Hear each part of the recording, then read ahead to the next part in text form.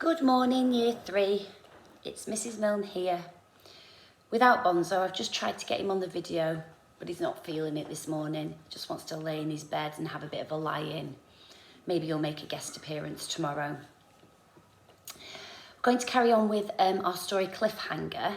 And today's a little bit different because I'm not going to read very much to you today.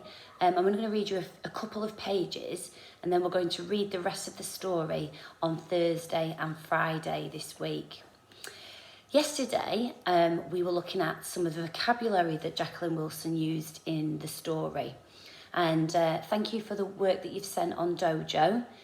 Some of you had a really good go at trying to find some quite tricky words, and we even found in school that some of the words weren't even in our dictionary, so we had to think of ways to try and find out what the words meant as well.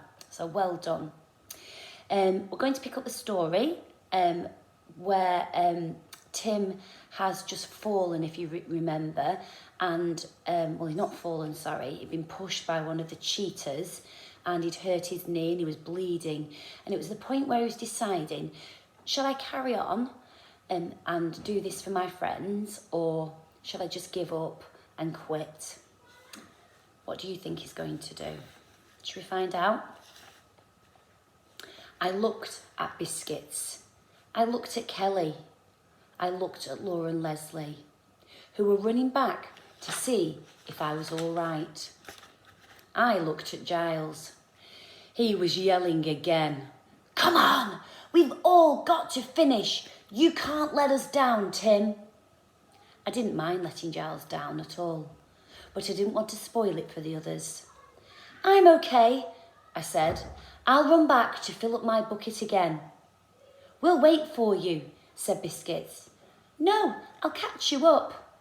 So I ran all the way back to the pool, even though my knees were hurting quite badly. Then I filled my bucket and started the long run again, way, way, way behind all the others, though two lions then bumped into each other and had to go back to the pool as well.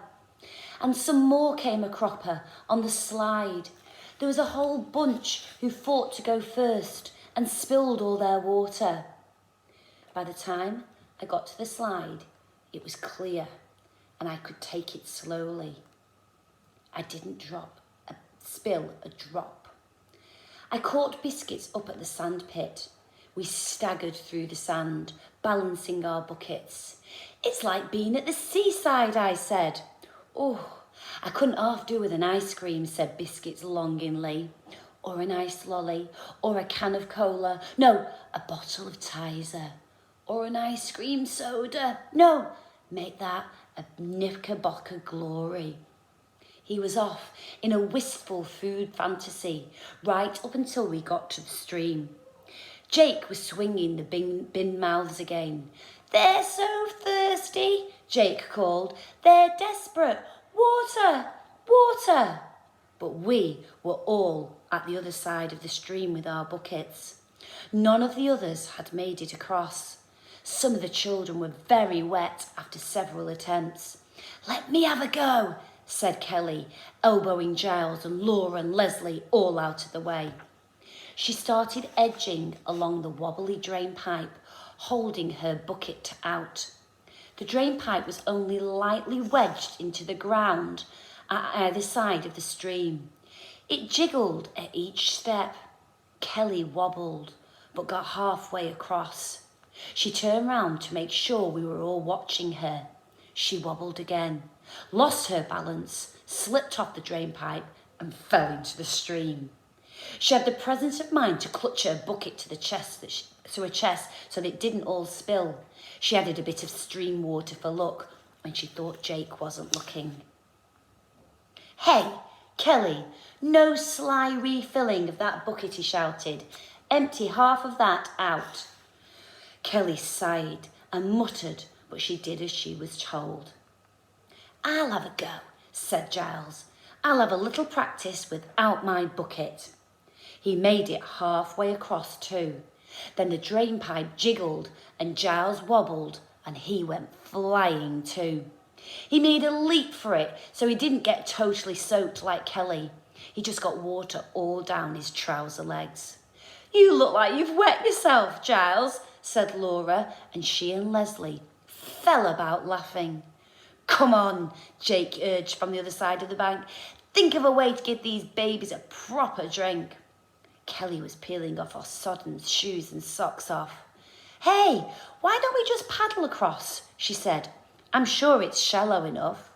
Not allowed, said Jake, and he picked up a log and threw it into the stream. See that log? Well, it's really a crocodile. You paddle, he'll come along and enjoy a leg sandwich. Well, it's easier without shoes and socks on anyway, said Kelly, having another go across the drain pipe. She ran to show how easy it was. She slipped and fell in again. Oops, said Kelly, clambering up the bank. Slightly easier. She shook herself like a wet dog and then dug Teresa out of her pocket and gave her a squeeze too. We're not that keen on this swimming malarkey, are we, Teresa? This is stupid, said Laura. It's too difficult, Jake. It's all right for you. You can jump across. I bet I could jump across, said Giles. Look, watch me. He took several giant steps backwards, revved up, hurtled forward, leapt into space and soared over the stream. He staggered a bit when he landed in the mud on the other side, but he made it. He punched the air triumphantly, thrilled with himself. But you haven't got your bucket, said Kelly. The cheaters were watching. Their tallest boy tried leaping the stream with his bucket.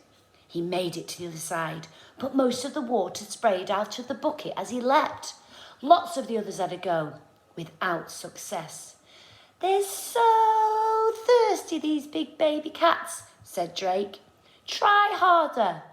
We are jolly well trying, said Kelly. Think of a way of giving them their drink, said Jake. Well, we've all tried to get across, said Kelly, apart from Biscuits and Tim. She looked at us hopefully.